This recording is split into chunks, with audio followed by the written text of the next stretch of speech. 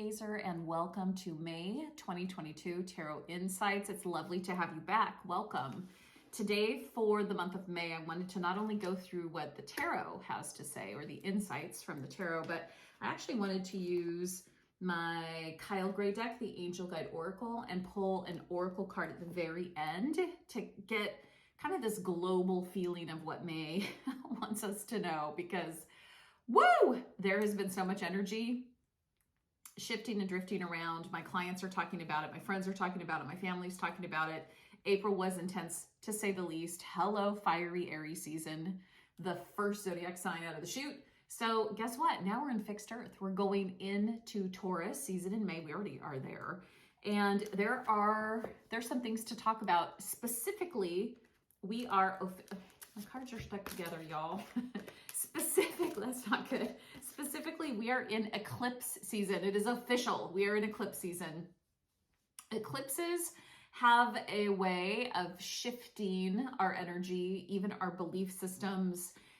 They help us to identify the things we need to get rid of. They also help us to feel invigorated or supported in the things that we're growing. So the very end of April, we have a partial solar eclipse in Taurus that is going to bring a lot of life force, chi energy. You may notice that you are being drawn to things of beauty. Maybe you want to redecorate your house. Maybe you want to buy a new sofa. All good. But then as we move through the month of May, on May 13th, we have a lunar eclipse in Scorpio. And this is a let go lunar eclipse. Let it go. Elsa was right. Let go of control and let go of attachment. So when that lunar eclipse shows up in Scorpio, it is time to challenge the old ways. If there's a behavior that you don't dig, that you've been participating within, that lunar eclipse on the 13th of May could be very helpful for you. All right. Let's see. Is there any other notes? The other thing that I would say is that this is just a very spiritual month. By mid-month, we have Mars and Neptune in conjunction. That conjunction is a deep dive into your subconscious. Neptune is that planet that does that. Mars is active and motivated to help you do that. So if your spiritual practices have been a little bit sketchy for a while, have no fear. By mid-May, you may be feeling a pull to be out in nature, to meditate more, to pray, to just become a part of your spiritual self and your soul. Okay, come on, tarot cards. Okay, so where is my moon water? You guys, I usually spray with moon. Please hold. I gotta get my moon water. I got to get it. It's here. Oh, just so I don't knock over my my candles back there. All right, moon water has been sprayed. Let's go. Okay, tarot, give us moon and holy water. Yeah, let's give us what we need. Let's show us what we need for May. 3 cards to start. Interesting. Oh, don't doubt yourself. It is not a good month to like creepy crawl into your ego and let that ego take control. Don't doubt. Reversed Wheel of Fortune. There's opportunities for transition and change. There could be a delay in the month of May.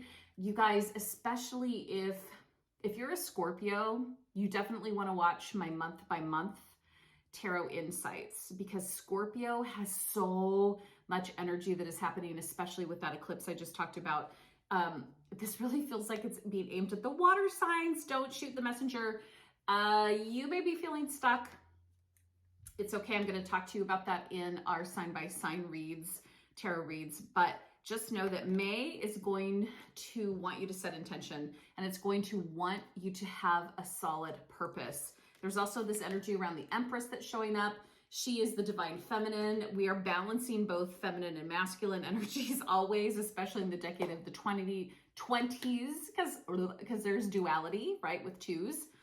But the Empress, who out there is family planning, if you have been organizing your hormones, your energy, your desire to creating family, wanting to have a child, adopt a child, be with children, etc., this is a great month to get that show on the road. The Empress is here as guidance. Again, there could be some delays. Don't worry about it. It's going to happen.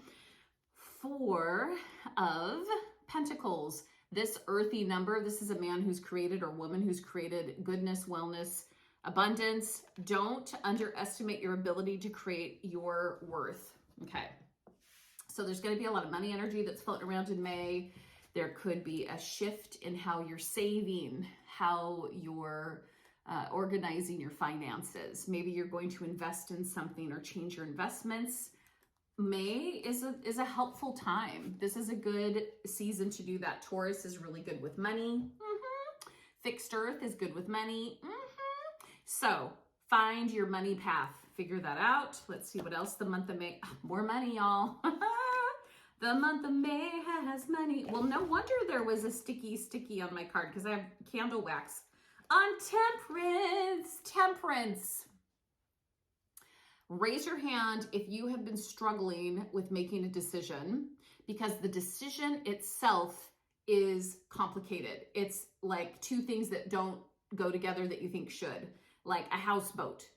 That was just a silly example. But temperance is telling us that it's important that we are flexible. Be flexible with the people around you, the decisions that are being made, the changes that are happening right now, Temperance wants you to know that there is a possibility of balance. Balance is a good thing. When we underestimate the people around us, including ourselves, it's harder to find balance because we're constantly waiting for the other shoe to drop. So temperance wants you to seek peace. This is also the sign of a spiritual awakening, you guys. So temperance tells me that some of you really are going to be in this flow or this surge of spirituality that's showing up in May, especially with that conjunction, like I said, Mars-Neptune conjunction mid-month. Now, I also got this card is always so frustrating. The Seven of Swords in reverse. Seven of Swords, y'all. This is the card of the sneak or the thief. And when it's upside down, it really is an indication that there are some things that are happening in your world you need to pay attention to. You have to dive in and face it. I know that there are things that you've been putting off and delaying because it just feels intense and heavy and ugh. But Seven of Swords in reverse is saying, go take care of this. It's okay. Pay the bill. Have the confrontation with the neighbor whose dog barks all night long. Go to the professor at the college you're at and talk to them about the fact that they never grade your homework in time to study for the test. Ta-da! Okay. It's going to be okay. This card shows up even for me, y'all, and I'm like, oh God, really? Seven of Swords. Are we doing this one again? Yes, we are, because it's time for you to take charge. Seven of Swords is like, take charge, especially in reverse.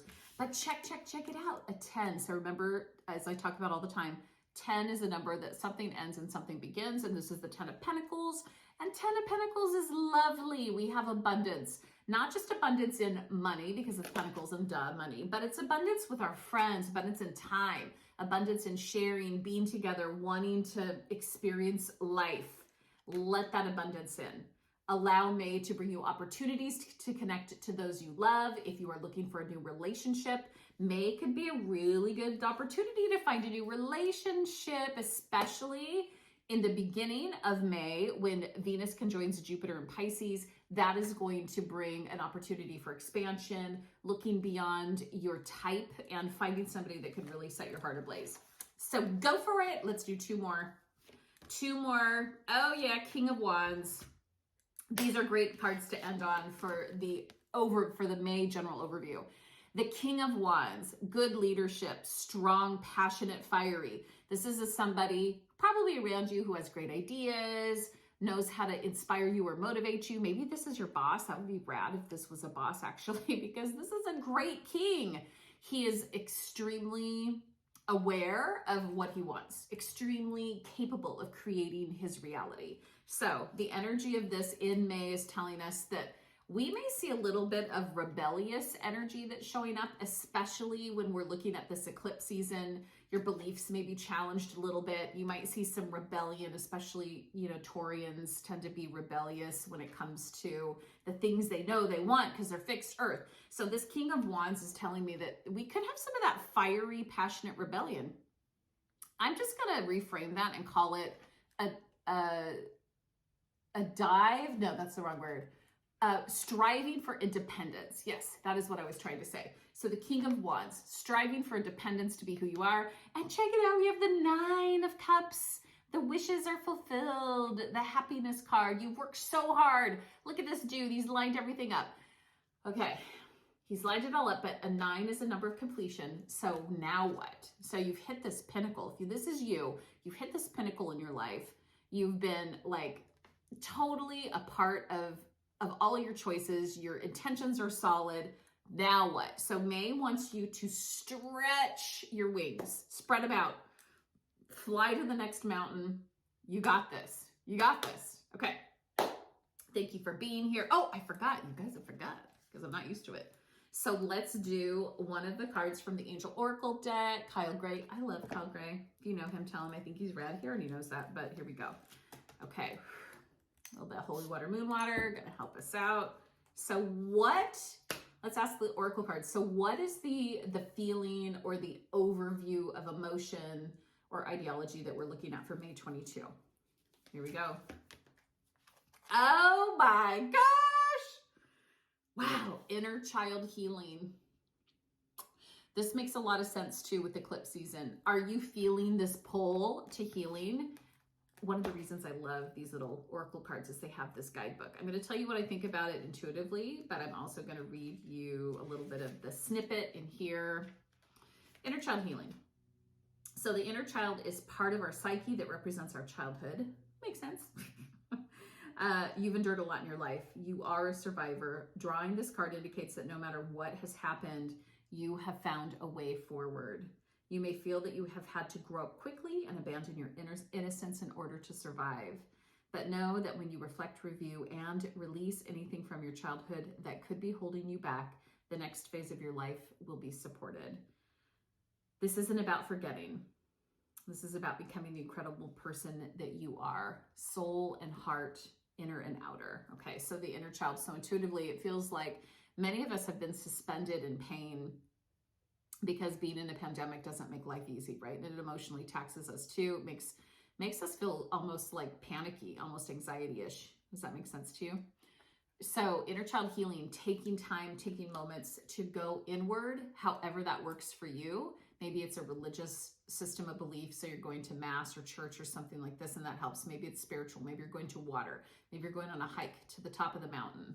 In the shamanic world, we call the energy of the mountain the Apus energy, and Apus energy is expansive, and it holds us gently, and it allows us to do the healing that we seek. So please go forward, take care of yourself.